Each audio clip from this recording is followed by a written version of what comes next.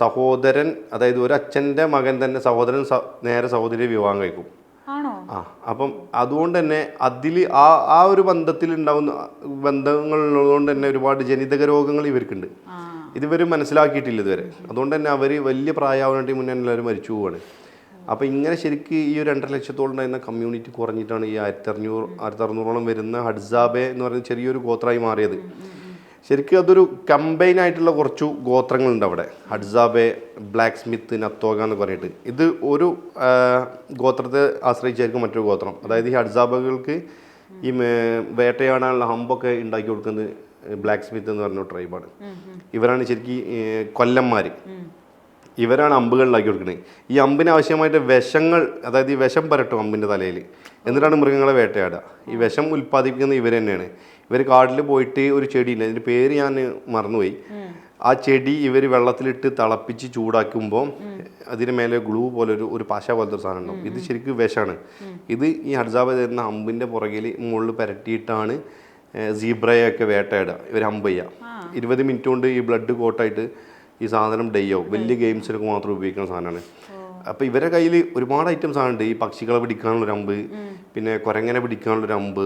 കുരങ്ങനൊക്കെ ആണെങ്കിൽ നമ്മൾ ഉള്ളിലേക്ക് പോയാലും വലിച്ചു വരാൻ പറ്റാത്ത ഒരു ആരോ പോലത്തെ ഒരു അമ്പ് ഉണ്ടാവും.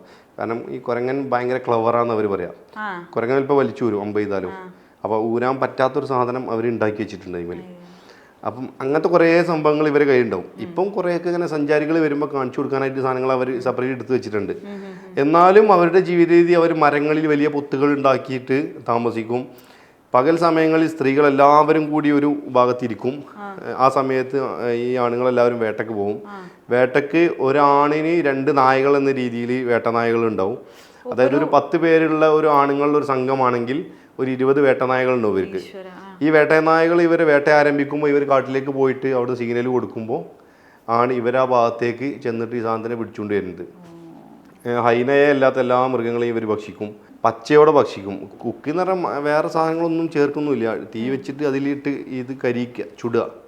അങ്ങനെയാണ് ഇവർ ഇത് കഴിച്ചുകൊണ്ടിരിക്കുക. ഹൈനയെ ഇവരെന്താണ് ഭക്ഷിക്കാത്തതെന്ന് വെച്ച് കഴിഞ്ഞാൽ ഇവരുടെ ഗോത്രത്തിലെ ഒരു വിശ്വാസം അനുസരിച്ച് ഇവരെ ഗോത്രത്തിൽ ആരെങ്കിലും മരിച്ചു കഴിഞ്ഞാൽ ഈ ജഡം ഇവർ കാട്ടിൽ കൊണ്ടുപോയി അങ്ങനെ വെക്കുക ചെയ്യാം. ഇത് ഹൈന വന്നിട്ട് ഭക്ഷിക്കും ഈ ഒരു ജഡം. അതുകൊണ്ടാണ് ഇവർ ഹൈനയെ ഭക്ഷിക്കാത്തത്. അല്ലാന്നുണ്ടെങ്കിൽ ഇവരെല്ലാ മൃഗങ്ങളെയും ഭക്ഷിക്കും. ഇപ്പം കുറേ ട്രൈബ്സിന്റെ കാര്യം പറഞ്ഞു, അവരുടെ പല ട്രഡീഷൻസിനെ പറ്റി പറഞ്ഞു.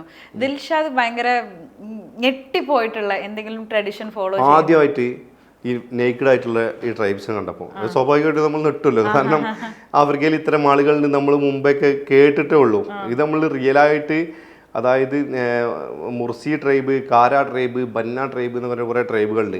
ഇത് ഈ ഓരോ മുർസിയെ കണ്ടു, പിന്നെ ബന്നയെ കണ്ടു, ഇങ്ങോട്ടാണ് ഏറ്റവും അവസാനം കാര ട്രൈബിലേക്ക് എത്തുന്നത്.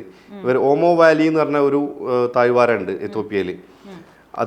ഈ താഴ്വാരത്താണ് ഇവർ താമസിക്കുന്നത്. ഇവിടെ എത്തുന്നതോട് കൂടിയിട്ട് നമ്മൾ ഒറ്റയടിക്ക് വിവസ്ത്രരായ ഒരുപാട് ജനങ്ങൾ ഇങ്ങനെ കൂടി നിൽക്കുന്നത് കാണാണ്. സ്വാഭാവികമായിട്ടും നമ്മൾ ഒരു പെട്ടെന്ന് കാണുമ്പോൾ ഒരു നെട്ടൽ, അത് ഒരു 10 മിനിറ്റ് 15 മിനിറ്റ് കഴിയുമ്പോൾ തന്നെ അത് മാറും.